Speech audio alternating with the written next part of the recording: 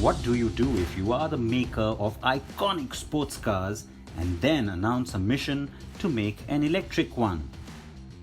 You go ahead and make a car that is just as sensational on performance as your fans would expect, and also make it all electric.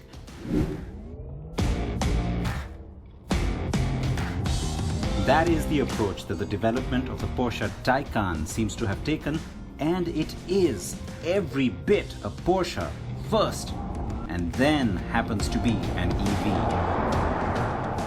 It is also now the proud double title holder of the 2020 World Performance Car of the Year and the 2020 World Luxury Car.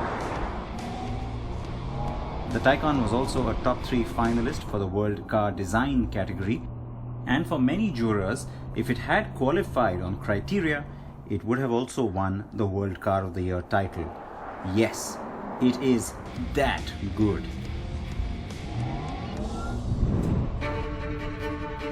Rewind a bit to the 2015 Frankfurt Motor Show when Porsche showed us the Mission E concept car. At the time, Porsche said it was aiming at producing the car with an output of around 590 bhp and a driving range of around 500 kilometers. The end result saw it get pretty darn close to that. The Porsche Taycan has impressed everyone who ever sat in it, and I will explain why.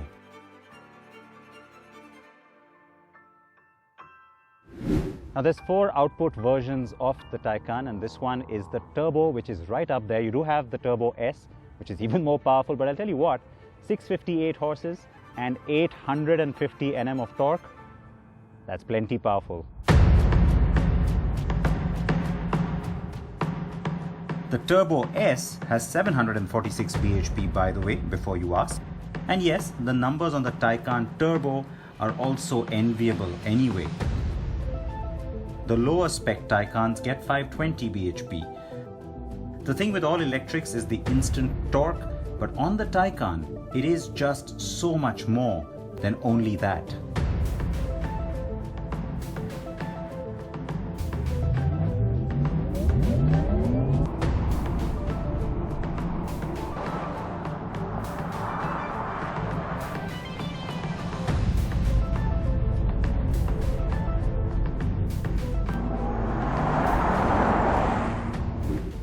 The Taycan has 2 permanent magnet synchronous motors on each axle.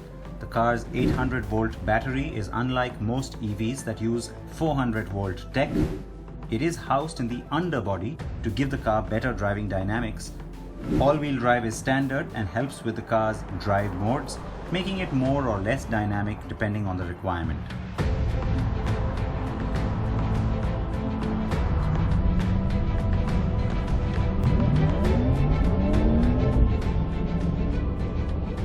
The acceleration on this thing is absolutely insane.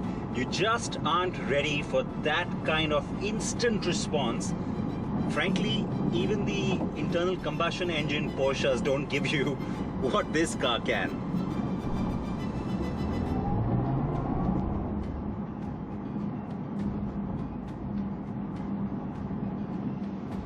All right, let's do it again.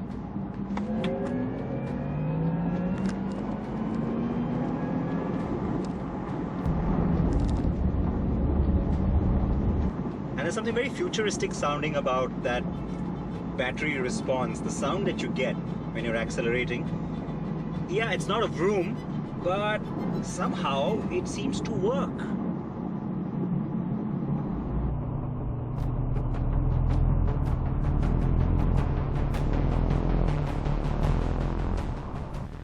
The Taycan is effortless to the point that is unbelievable. And there's a reason it accelerates like that. The Taycan gets a brand new automatically switching 2-speed transmission on its rear axle. Porsche says it did this to vastly improve the car's dynamics. What this does is gives you a really short ratio on the first gear, so your instant acceleration is lightning fast. The longer ratio on the second gear helps you to maintain acceleration when you are at higher speeds for quick reactions from the car. Oh, and it does 0 to 100 kilometers per hour in 3 seconds. The Turbo S does it in 2.4 seconds, by the way. And you need to use the launch control for this.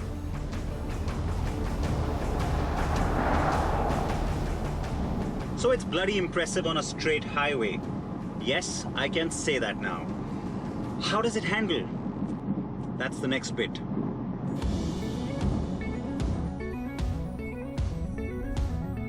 The thing that you don't notice when you are driving the Taycan is that maximum output, or the 658 horses, is something you only get for 2.5 seconds at a time. The reason?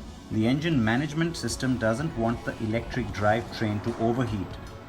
So while it will give you brutal amounts of power, it does regulate just how much of it you get at any given time. The car uses Porsche's intelligent range manager too. That is basically onboard software that constantly adjusts throttle response, maximum speed, and even the air conditioning when you start to run lower on battery power. This is effective when you have already input a destination in the car's navigation system. The downside of using the more effective and punchy 800-volt battery setup is finding a charging network for it. Porsche has developed a more powerful 270 kilowatt charger that can give you an 80% charge in 22 minutes 30 seconds.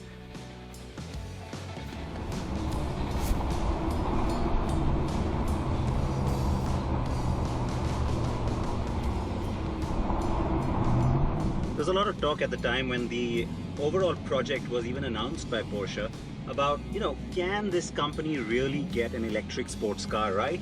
And then there was a fair amount of criticism in terms of how long it took Porsche to bring it to market.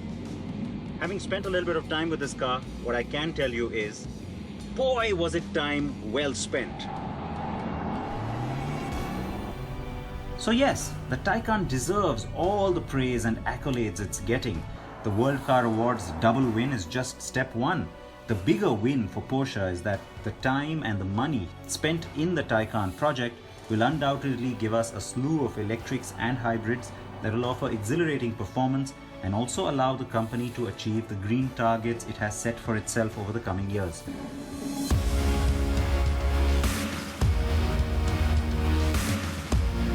The good news is that Porsche has confirmed the Taycan for India. For now, we can tell you just that though. On the timing of the launch, our guess is only around December 2020, or it might even get pushed to early 2021. Pricing will be well upwards of 2 crore rupees.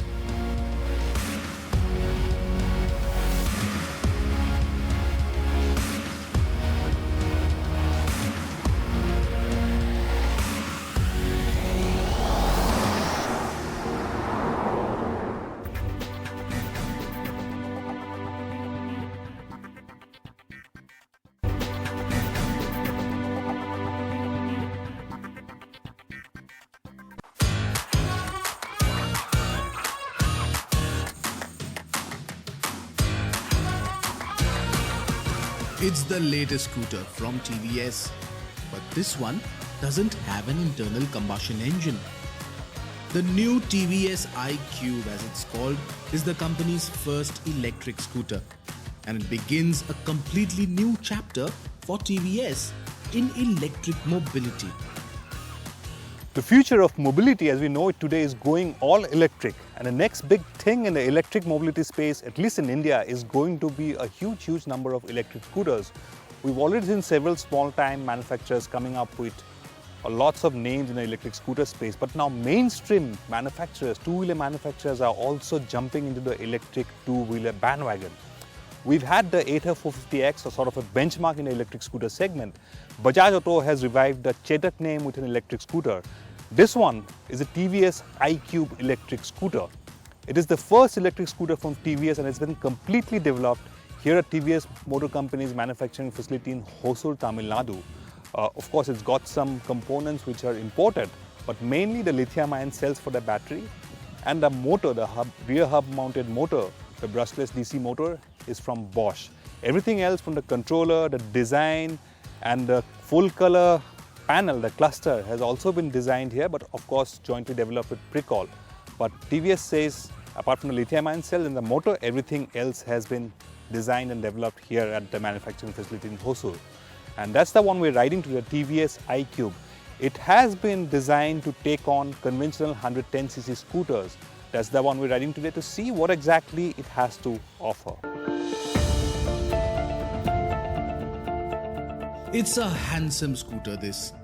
It's well proportioned, neat, and the overall design is stylish without being over the top. The body panels are well built, the styling quite modern and different from any other scooter you see on the roads. Lighting is all LED. Cycle paths are comparable to other 110cc or even 125cc scooters, and dimensions are more or less similar to any conventional scooter. And the full color instrument panel comes with a long list of features, including smartphone connectivity through the TVS Smart Connect system, as well as a dedicated mobile app. The iQube runs on 12-inch wheels front and rear, with front disc brake and rear drum brake with combi braking. Suspension is telescopic on the front with twin shocks at the rear. Now the iQube's got a very neat design, very nicely made, very good build quality, and you can have it in many colors as long as it is white. Jokes apart, it's only available in white for now. That's the only thing. So if you're looking at colors, no, that's not going to happen anytime soon. Maybe later on in the day they'll think about introducing new colors, but it's available in only white right now. Now, if you look here, it's got LED. All lights are LED. That's a position light. That's the headlight. Then you get a LED indicators, turn blinkers, both sides, and you get a full color TFT screen, which is this. That's the full color TFT screen. Now to start off, it's got a side stand indicator, so as long as the side stand is down, you can't start the scooter. You'll have to put the side stand on, and now it's on. There's no starter, it's just on, it can go.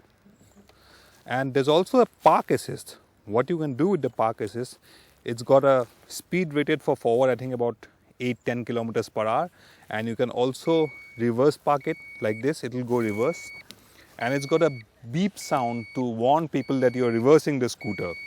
So that's the park assist, and of course the side stand engine cutoff, which you cannot start the scooter when the side stand is down. Now if you look at storage space, you've got a couple of nifty hooks. There's one here. You can hang a grocery bag or two here, but if you want to access the underseat storage, there is no remote hatch. You'll have to take off the key from there, come here, there's another slot here, and open the hatch from here. It's a decent enough storage space. You can store a few things here, but not big enough to store a full face helmet. A half face helmet you can definitely store. There's a USB socket here to charge your mobile phone on the go if you want.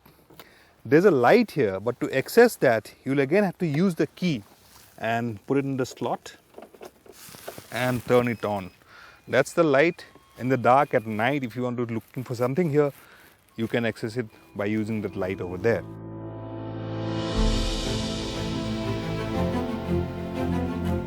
The iQube gets 3 lithium-ion battery packs totaling 2.25 kilowatt hour, which power the brushless DC motor with peak power of 4.4 kilowatts.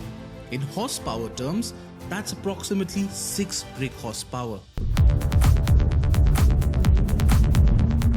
It's quiet, as is expected from the electric drivetrain, and the instant torque propels you forward with urgency.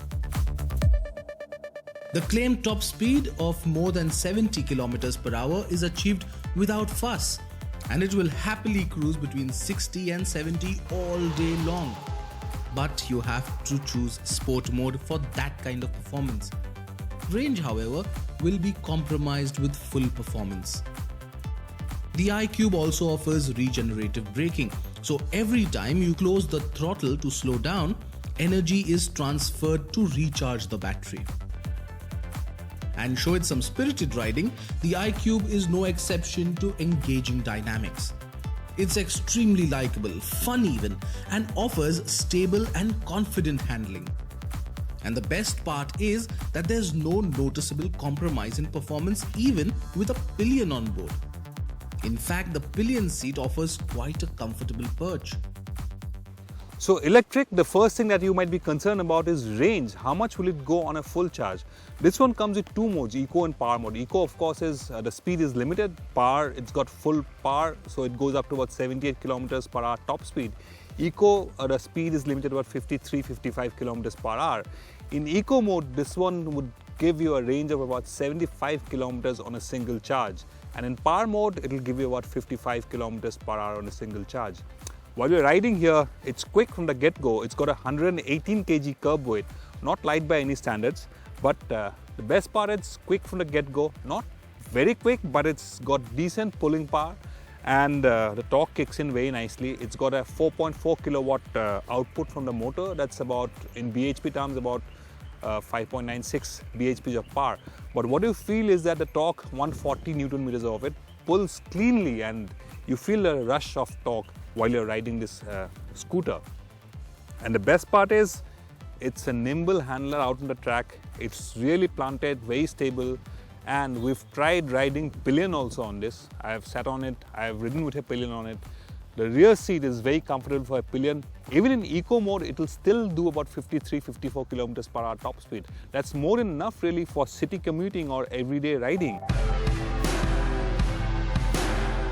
The TVS iQube offers a well-rounded product with superb build quality, very likable neutral design and decent performance as well. It may not be lightning fast in performance, but it has more than enough grunt to keep most riders happy. Even converts from conventional scooters with internal combustion engines. Priced at 1,15,000 rupees on road Bengaluru, the iQube also offers the surety of a public charging infrastructure across TVS dealership outlets, in addition to the standard home charger. So far, a fast charger isn't introduced, even as an option, but that will be something introduced at a later stage. Our experience with TVS Motor Company's first electric scooter has been nothing short of impressive. And that leads us to say with conviction that the future of electric mobility seems to be promising if the iQube is any yardstick as a starting point.